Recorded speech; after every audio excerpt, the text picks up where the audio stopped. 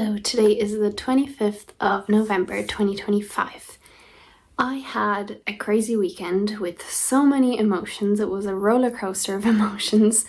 And so now I would just like to speak about it, also to clear my mind from the weekend and to get things straight again in my head and just to, remember it on a video so it can maybe help me in the future or help anyone else.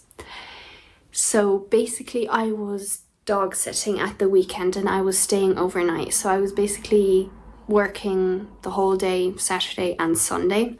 So many things happened. I really went out of my comfort zone in a lot of areas and I don't know where to start. I don't even remember what the first thing was. But I had a catch-up call, actually two, on Saturday with my best friend from Spain because we haven't spoken in so long and he was really busy and we actually haven't spoken properly since I was in Spain last, which is over a month ago. And usually, we were speaking every single day and also had many video calls during the week and stuff. I think this is the longest we've ever gone without speaking to each other properly. So we had two very long catch-up calls. And for that already, I was a bit kind of nervous, I guess. I was always a tiny bit nervous to meet him or to speak with him because of my own judgments, not because of anything he does. I know I can feel completely calm with him.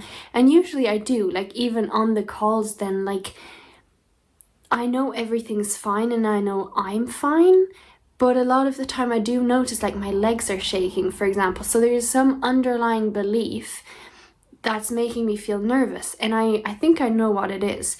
It's that I'm making myself feel pressurized to be good at making conversation and to always have something to speak about.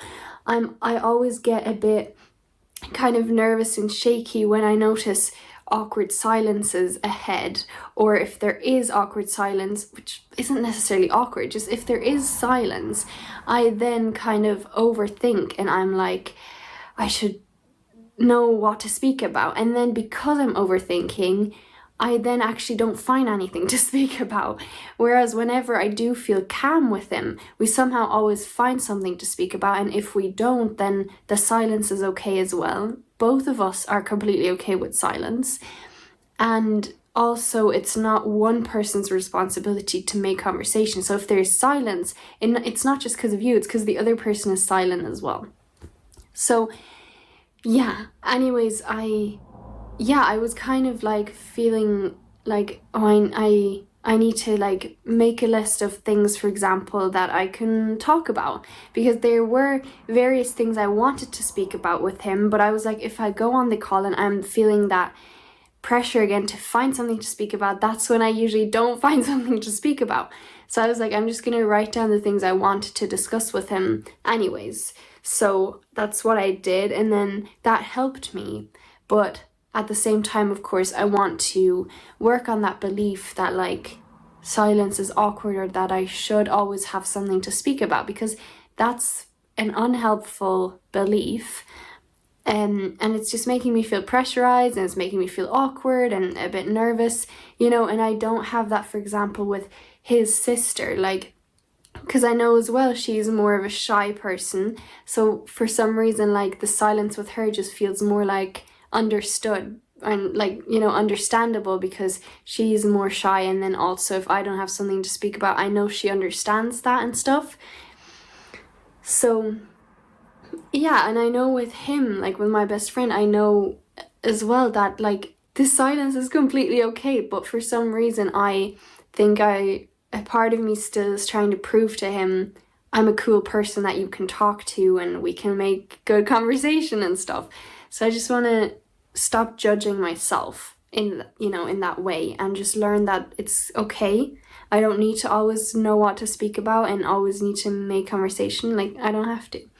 And I have gotten so much better already. So that was the first thing, but it was bearable, and I just talked myself down as well. I was like, it's okay, relax, and even if I feel nervous, I can cope with that as well, even though it's not that nice and I would rather not feel nervous. I would rather feel calm.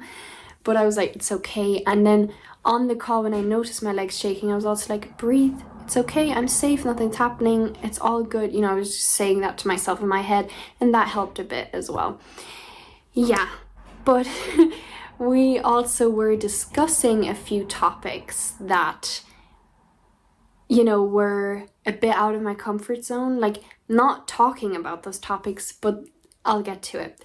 Number one, I was thinking about downloading Tinder already for a couple weeks now because my belief about it changed.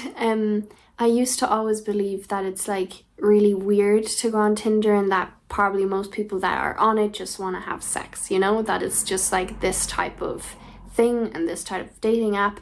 And I always judged myself really harshly. I was like, if I would ever want that or would ever do that, that would mean I'm a really weird person, and I shouldn't do that, and I should meet people naturally and in person, and I shouldn't like want to just meet them online, and that would just mean I'm like craving something or I'm out of control, or things like that. I was like thinking about it really harshly and in a really black and white way.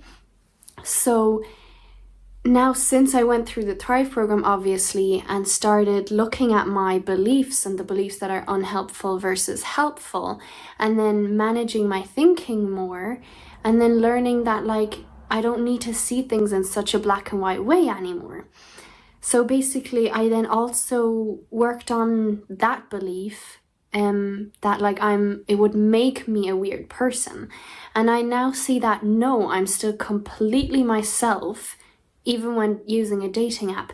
Also, secondly, it's very normal nowadays for people to meet online.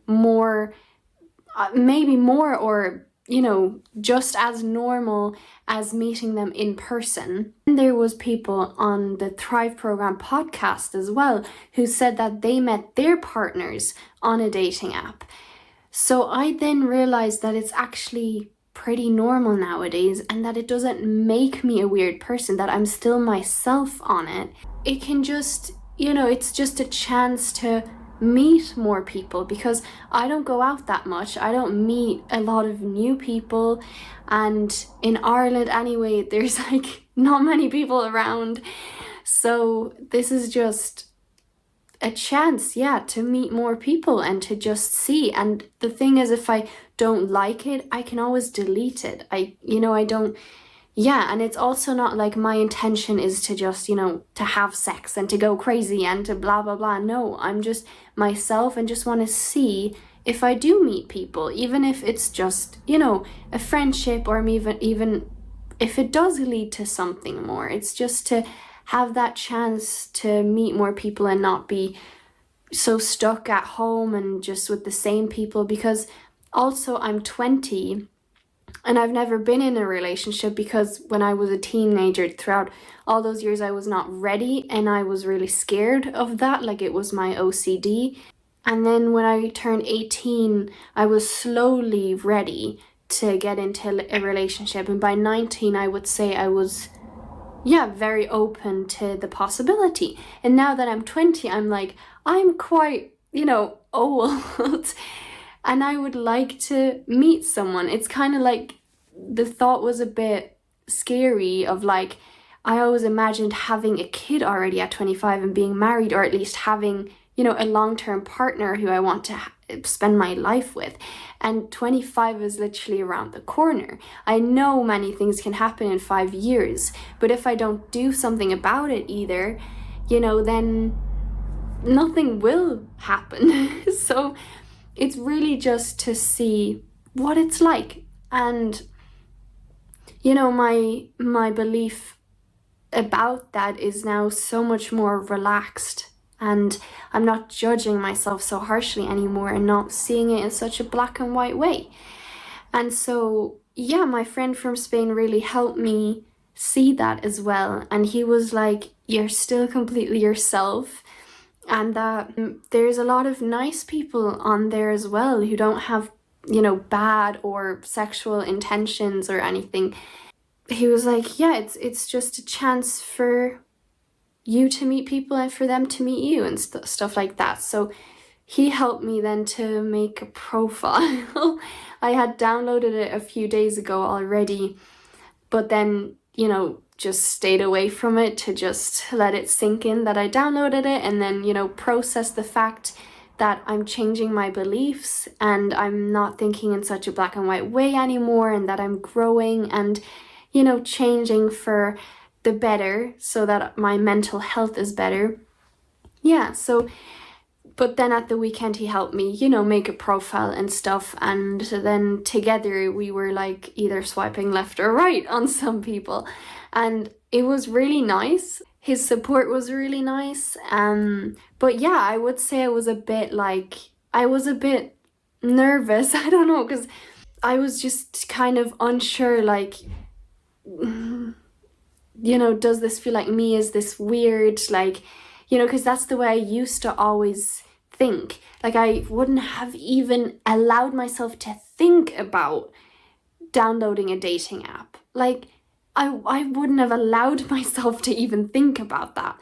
So the fact that I changed so dramatically, I guess it's very understandable that I was a bit nervous and like a bit unsure about downloading it and making a profile, because I used to have such strong, harsh beliefs about it.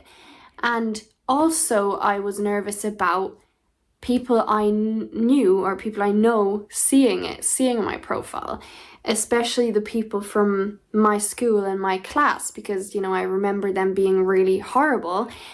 So I really didn't want them to see my profile and then judge me for it. But then I turned that thought around and knew it's my own judgment. Other people can't harm me. No matter how harshly they judge me, it can't harm me, it can't affect me unless I judge myself harshly. So I saw that, it's based on my own judgments and stuff, and not based on them. But I definitely did struggle pretty much the whole day with thoughts about, like, what if people I know see my profile or kind of see the work I'm doing on YouTube as well, or see my shorts on YouTube or on Instagram. I was like quite nervous about that. And I'll get to how I started being nervous about them seeing my work here on YouTube, because that's another thing that then happened on Saturday. But yeah, basically I was just struggling with those thoughts, like, what if people who I know were really mean and cruel people see my stuff, see my profile on Tinder especially. I was like, I don't want them to think like, oh, what the hell is Leona doing on Tinder? Like, why is she like that? Like, that's so weird, or, things like that. But again, it's based on my own critical comments towards myself, like, so yeah, I realized that at the end of the day. But during the day, I was nervous and kind of like, oh God, what am I doing? Is this okay? Should I not? Blah, blah, blah, like all those sorts of thoughts. So I was quite drained by the end of the day, like quite drained. Because the other thing that happened on that Saturday is that I also asked my friend for some advice, because I was like, so there's this guy who I used to go to school with, who used to be in my class. We met when we were in kindergarten, and we went to primary school together and to secondary school together. And he, in secondary school, sat in front of me for a lot of classes. So we were always kind of close, but we weren't like friends. So we weren't close in that sort of thing. But he was probably one of the nicest and most respectful people in my class. Though he was friends with the bullies, with the really stupid people, and he himself was a very popular person. And so that's obviously what I didn't really like about him. But he himself was never really rude to me, and I don't really remember him bullying.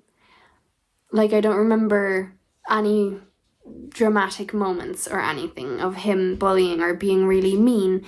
And he used to also, whenever we did talk or had to do like some project together in school, he would talk to me normal. He wouldn't look at me weirdly. He wouldn't try to keep his distance from me. I never felt like I was really being judged by him and that he was weirded out by me or whatever, you know, like everyone else gave me that feeling in my class. Everyone else judged me and, you know, were mean people because they were all one group basically.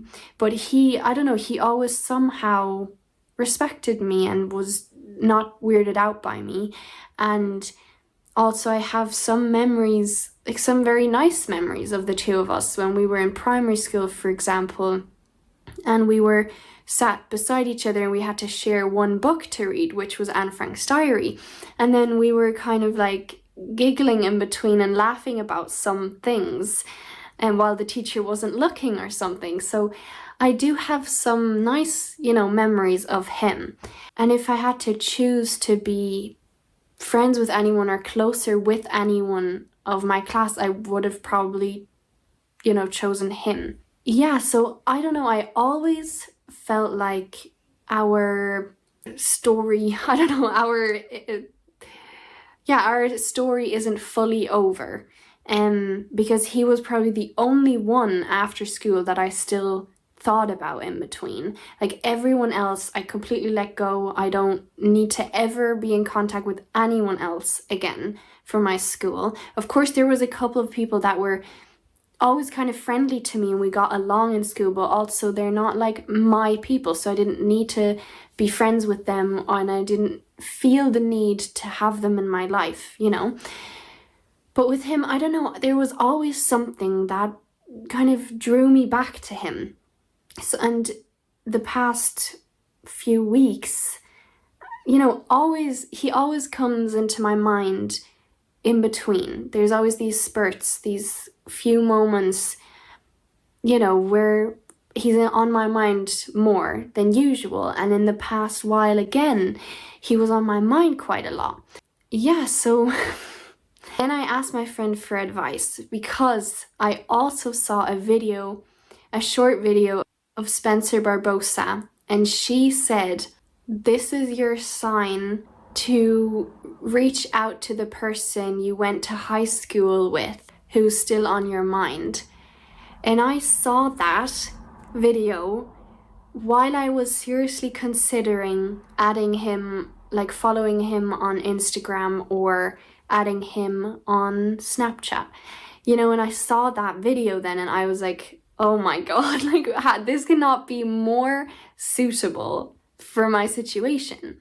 Also, I'm watching a show at the moment where people, you know, who went to high school together and were in love in high school are now finding their way back to each other later in life when they're more grown up, you know? So it's like, I don't know, everything kind of fit together. And I was like, maybe I can just, you know, do something about this. The Thrive program also showed me that I can do something about it. Like, I don't need to sit here and be like, just wait for our paths to cross and just be like, no, it's like probably not meant to be, or like, you know, no, if he's on my mind a lot, I can do something about it. So the advice I asked for from my friend is basically, what should I do? What do you think I should do? Because I was a bit nervous again of him, the guy from my school, to like tell everyone else basically that I reached out to him. That I'm messaging him, or I didn't want him to show everyone my Instagram account, my public or my private one, or my YouTube or whatever, you know. I didn't really want to get close to anyone from my school again except for him maybe. Yeah, and I knew obviously it's a possibility because he is probably still friends with almost everyone from school. So I knew it was a possibility for them to then see my account or, you know, things like that. And I knew I could cope with it, but I would rather them not just, you know, see, and I'd rather not get any bit closer to them. But I knew at the same time, you know, like I can't cope with it. If it is that way, then it is that way. So I just kind of explained a bit to Mario, my friend in Spain, and he was really sweet. his advice, he said a few things, but his main advice was like, if you reach out to him, then you're giving him the chance to have a really lovely person in his life. you're giving him the chance to get to know you and how lovely you are and what kind of person you've become, and that he would be really lucky to have you in his life. And I was just like, oh my god, that is so cute. And I didn't think about it that way. You know, Mario gave me like a whole different way of looking at the situation. He gave me a whole different perspective on things.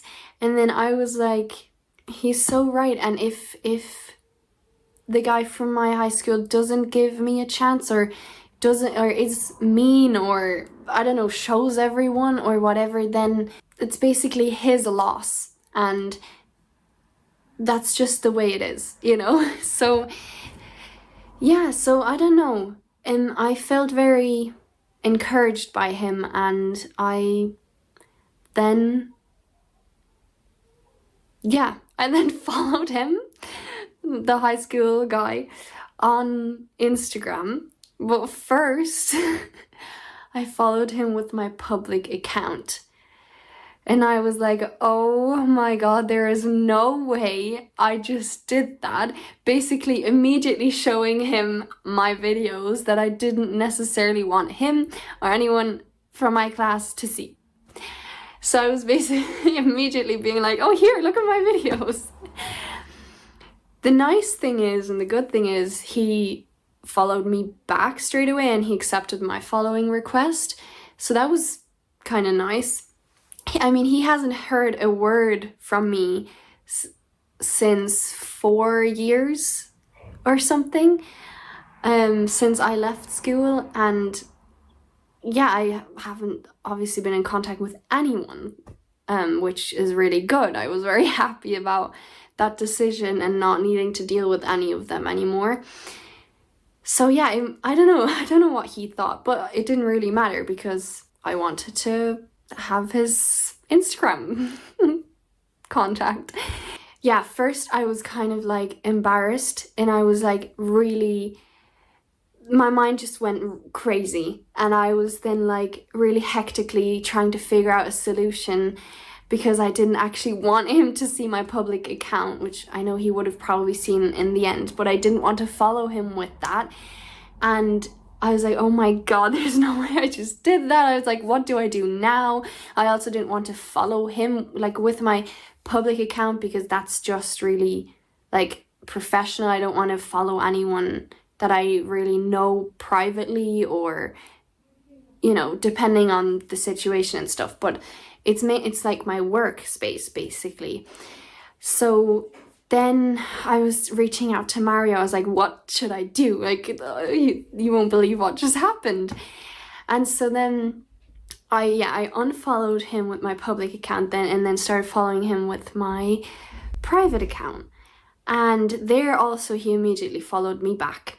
And so I just kind of let that all sink in. And then obviously that whole day already I was dealing with thoughts of like, what if people I know see my Tinder account? Or what if people I know now see my Instagram account as well, and my videos and things like that? So I was dealing with all of that the whole day, and kind of like, yeah, my mind was pretty full and racing quite a bit, and I was feeling quite drained, and you know, my nervous system was very, shaken. So by the end of that day, I wasn't doing the best. I wasn't feeling the best. I was quite scared. I was like nervous, unsure. But then by the very end of the day, while I was lying in bed, and I went to bed earlier because I, was tired from the whole day and everything. I was just like, I'm just gonna go to bed earlier, and rest my body. But then I actually regained quite a bit of perspective, because I was like, look, they're just all of them are just humans. They can't actually do anything to me, to my mind and my emotions. It's all based on how I think and what I think of myself and how I judge myself. And there's so many people that out there that don't get affected by what other people say, or at least not for long, because they're confident in themselves and they know how to handle it. They know how to handle critical comments, and they're fine with it and stuff like that. So I knew it's all learnable and that I'm already on the right track to learn it. And I also realized that I was so brave that day. I was doing so many things that were, slightly out of my comfort zone, and that I was a bit unsure and nervous about, but it just shows me how much I have grown and changed. That in the past I wouldn't have ever allowed myself to do that. I would have never felt capable of doing any of that. Yeah, I had such limiting beliefs that were really holding me back in many ways and making my life hell. And that's why I, had a mental illness as well. I had OCD and depression and everything, in the past because of the way I thought about things. And now I was just like, look at how brave I was and how capable and how different and how much better I'm doing. Like, this is such a big thing, and I can be so proud of myself. So that was really, really nice. And then on Sunday evening, after just kind of relaxing that day and not thinking about Tinder or him that much and just kind of doing some other things, I then by the end of the day texted him. And you know that feeling when you then send off the text and you're for a second like, did I really just send that off? Did I really just do that? I don't know if you know that feeling, but for a second I was like shocked. I was like, there's no way I just actually reached out to him. But I did. And I was then like, this is so cool. And it doesn't matter what comes back. I was really brave, and well done me for doing what, I wanted to do, and for reaching out when he was on my mind a lot recently. And I was like, look, if he turned into an asshole and if he doesn't want anything to do with me and doesn't text me back or whatever, then that's fine. Then I'm glad I don't have him in my life. But maybe he does text back. Maybe he is interested. Maybe, there is a possibility of kind of talking and chatting and catching up and just seeing what happens, seeing where this takes us. He then looked at the message and texted me back the next day. And he actually texted back a very nice message. I had said to him like, hi, how are you? And sorry for following you with the wrong account at first. That's why I unfollowed there. And I said, you can choose whether or not you'd like to stay following that account. And he was like, hi, sorry, only saw your message now. How are you? Your other account is actually quite cool. I like it. Hope you're keeping well. And that was really sweet, actually. Nicer than I expected even. But at the same time, yeah, he never did anything bad to me. He was actually always quite nice. And now, like, we're 20 years old, we're older. We're not kids anymore. We're not teenagers anymore. So people always change. Yeah, and when I saw his message pop up on my phone, I immediately took a screenshot and sent it to Mario and was like, and then he said, oh wow, that's actually such a nice message. So yeah, I then texted him back a bit later, like my high school person. Yeah, he hasn't looked at it yet. And that was yesterday though, when I texted him back. So yeah, there's many new exciting things and nerve-wracking things happening at the moment, but it's just showing me how much I grew and changed my limiting beliefs, and I'm technically more thriving, and that doesn't mean not being nervous. Of course, if you're doing something for the first time, going out of your comfort zone a bit, of course you're going to be nervous. But the thing is that you did it, and you're proving to yourself you can, and that you can cope either way. I'm going to leave this video at that now because it's definitely long enough already, but I will film another part because something else happened yesterday, which was also a bit more dramatic and, involved a lot of emotion. So yeah, I'd like to speak about that as well. So thank you so much for watching this video. Make sure to watch the next video or my previous ones if you're interested. Take care. Maybe this could help you as well to be brave and to step out of your comfort zone a bit. Doesn't have to be major, just a bit.